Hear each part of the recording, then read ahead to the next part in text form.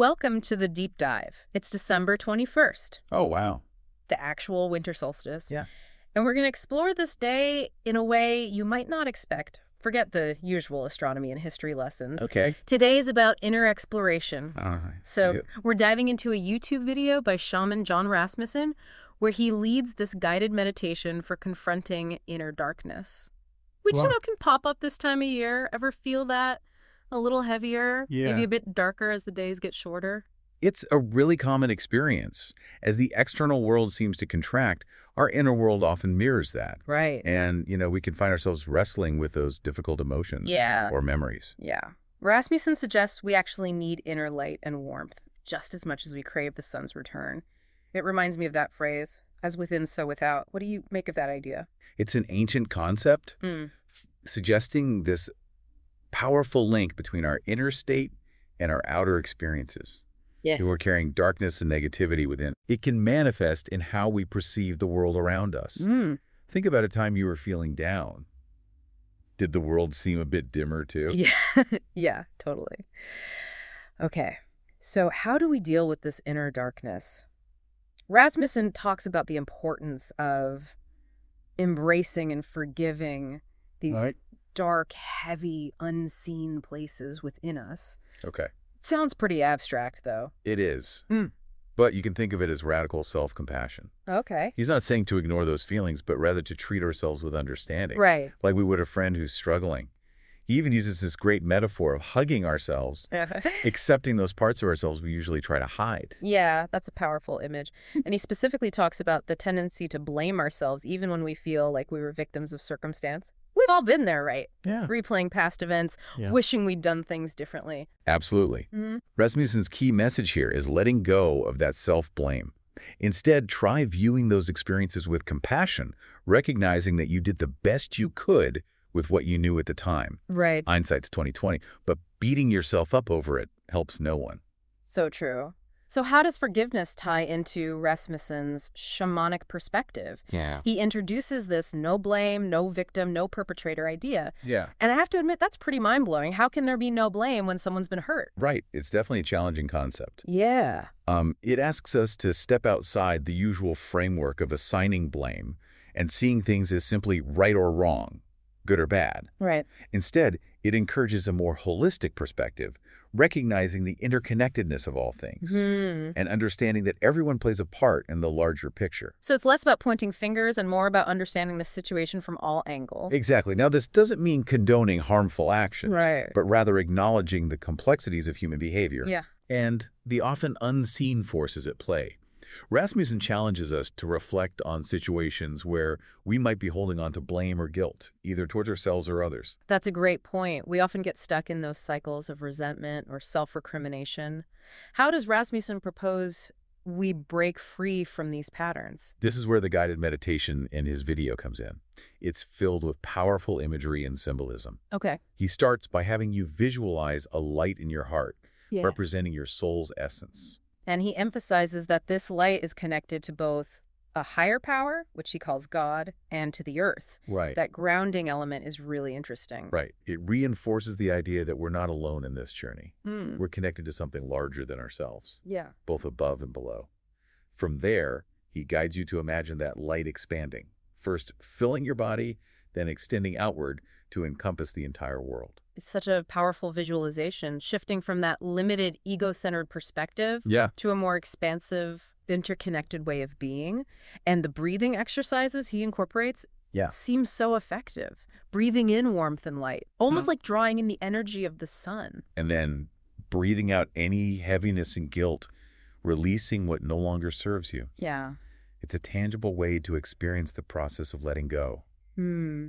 He also uses fire imagery, a really powerful metaphor for burning away negativity and allowing for rebirth. Like a ritual cleansing. This is where it gets really interesting. Rasmussen connects his shamanic teachings to the teachings of Jesus. Right. I have to admit that surprised me. It is unexpected, isn't it? It is. But it highlights his open and inclusive approach. He's not trying to convert anyone, but rather demonstrate the common threads running through different spiritual traditions. Right. The core principle is the same. Whether we call it forgiveness of sins or releasing negativity, It's about letting go of the past and embracing a fresh start. And that message resonates deeply, especially during the Christmas season, a time when many are already contemplating renewal and hope. He seems to be urging us to see the winter solstice and Christmas, not just as holidays, but as opportunities for deep inner work and transformation. Exactly. He also encourages us to approach this work with self-compassion, Right. accepting that we're all on a journey and perfection isn't the goal. It's okay to stumble, make mistakes, and have doubts. The important thing is to keep coming back to that intention of bringing more light and warmth to ourselves and to the world. And remember, this is a continuous practice, Right. not a one-time event. Yep. It's about cultivating a way of being rooted in forgiveness, self-love, Yeah. and embracing the fullness of our human experience. Now that brings up a question for you, our listener. What's one thing you could let go of this winter solstice? What burden are you ready to release to make space for new light? We'll explore that and more when we come back. Welcome back. We've been exploring shaman John Rasmussen's approach to the winter solstice, and it's clear this isn't just about one specific spiritual path. Right. Whether you connect with shamanism, Christianity, or something else entirely. Yeah. These ideas of forgiveness and self-acceptance are pretty universal, right? Absolutely. And what's fascinating is how Rasmussen ties this inner work to something bigger. Okay. He suggests that by healing our own wounds and letting go of negativity, we actually contribute to a more harmonious world. It's like that ripple effect, right? Hmm. You know, be the change you want to see and all that. Right. But how does this actually play out? Well, imagine if everyone focused on cultivating their own inner light and warmth. What if we all approached each other with more understanding and compassion, Right. even those who've hurt us in the past? Okay, so back to the guided meditation. Okay. We talked about some key elements, the light in the heart, connecting to a higher power, and the earth, that expanding light. Yeah. What stood out to you as particularly powerful? It's the combination of visualization and breath work that gets me. Oh. You're not just passively picturing these concepts. Right. But actively engaging with them through your breath, inhaling that warmth and light. Yeah. Almost like you're drawing in the energy of the sun. And then exhaling the heaviness and guilt, Right. physically releasing it. Exactly. And Rasmussen emphasizes giving yourself time and space to process these emotions. Okay. Sometimes you need to sit with the discomfort to truly feel the full range of your experience. He even compares it to tending a fire. Yeah. Sometimes you need to stoke those flames to burn away old patterns Right. and make space for new growth. It reminds me of that saying, new beginnings often require messy endings. It's so true. Transformation isn't always pretty Right. or straightforward. There will be setbacks, Yeah. moments of resistance, maybe even a temporary intensification of those difficult emotions. But it's in that surrender to the unknown that real growth and liberation happen. Let's go back to that surprising link Rasmussen makes between shamanism and Christianity. You know, the idea that forgiveness of sins and releasing negativity are essentially the same thing. It speaks to his open-minded approach. He's Yeah. not advocating for one belief system over another, Right. but rather highlighting the shared wisdom in different traditions. Right. Ultimately, it's about letting go of the past, regardless of what we call it. And that resonates so strongly during the Christmas season, a Yeah. time when people are already thinking about hope, new beginnings, Right. and, the birth of something new. It's like Rasmussen invites us to view both the winter solstice and Christmas as opportunities for inner transformation. And he encourages us to do this inner work with kindness and acceptance, Right. recognizing that we're all on a journey, Yes. not striving for some impossible standard of perfection. It's okay to make mistakes, to have doubts, to stumble along the way. What matters is that we keep showing up for ourselves, flaws and all, Yeah. and offer ourselves that warmth and understanding. So for our listeners, what practical advice can they take away from all this? What can they do to bring this winter solstice wisdom into their own lives? The most important thing is to consciously cultivate that inner warmth and light, Yeah. especially when surrounded by darkness or negativity. Yeah. And there are so many ways to do that, right? Whether it's meditation, spending time in nature, Yeah. connecting with loved ones, expressing gratitude, Right. or simply doing things that bring you joy. It's about finding those practices that nourish your soul and reconnect you with that inner light. And remember to be gentle with yourself. Acknowledge those struggles and imperfections. Yeah. And treat yourself with the same kindness you would offer a friend going through a tough time. We're all in this together, navigating the complexities of life. Yeah. And sometimes the bravest thing we can do is simply show up for ourselves, Yeah. vulnerabilities and all, Absolutely. and offer ourselves that warm embrace. It's a beautiful message, especially during this time of year. As we wrap up this part of our deep dive, let's leave our listeners with one final thought. If you could release one past regret or burden, what would it be?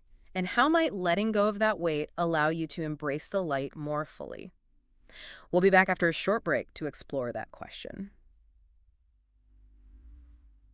Welcome back to our winter solstice deep dive. We've been talking about letting go of burdens, and I don't know about you. Yeah. That question really got me thinking. What could I release to make space for more light in my life? It's a powerful way to approach this time of year, isn't it? It is. It's almost like consciously choosing what you want to carry into the new season. Right. And what you're ready to leave behind. Exactly. And it reminds me that we really do have the power to shape our own reality. Yeah. Both inside and out. Right. By releasing those old hurts and regrets, we free up energy to create something new and beautiful. It's like clearing out the clutter to make room for the light to shine through. Yeah. Both within ourselves and in the world around us. That's a great analogy. And it brings us back to that core message of the winter solstice. Even in the darkest of times, the light always returns. It's such a powerful reminder of hope and renewal. It speaks to the resilience of the human spirit. No matter what we've been through, Right. there's always the possibility of a fresh start, a chance to begin again. And we're not alone in this journey. Right. We're all part of something much bigger than ourselves, connected to this vast web of life. That sense of connection is so important, Yeah. especially during this time of year when we can sometimes feel isolated or overwhelmed. Absolutely. So as we wrap up our deep dive into winter solstice wisdom, let's remember that it's not just a date on the calendar. Right. It's a powerful opportunity for transformation and renewal. A time to honor the darkness, embrace the light, and step into the fullness of who we are. And to approach this journey with self-compassion, Yeah. knowing that it's okay to stumble and make mistakes along the way. We hope this exploration has sparked some new insights for you and inspired you to approach this season with intention and a renewed sense of possibility. Happy solstice, everyone. Yeah. May your days be filled with warmth and light. And may your hearts be filled with peace and joy. Thanks for joining us on the Deep Dive.